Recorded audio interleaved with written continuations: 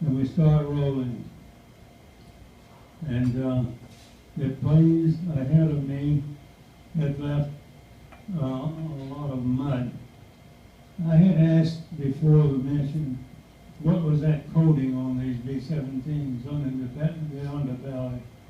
And they said, well, as you roll down the runway, the weight is pushing that mud up through the holes in the steel planks, and then the force of the propellers create a spray, a mud spray, that coats the underbelly of the planes.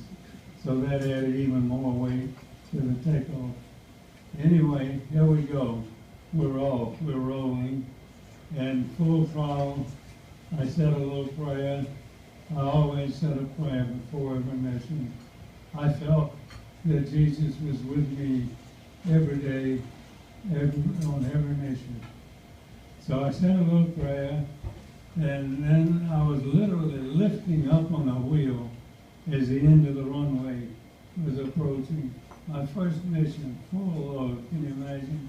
22 years old, 10 men. There we go. I wasn't scared, I was more apprehensive than anything, but anyway, as it got right near the end of the runway, I felt that wonderful feeling of the B-17 as it becomes airborne. And it's just a smooth, wonderful feeling when you leave the ground.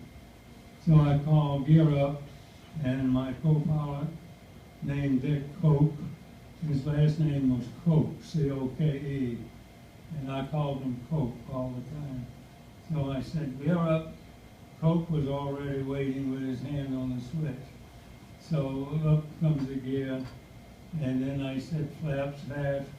So he began to get the flaps back up, and I made a sloping turn to catch up with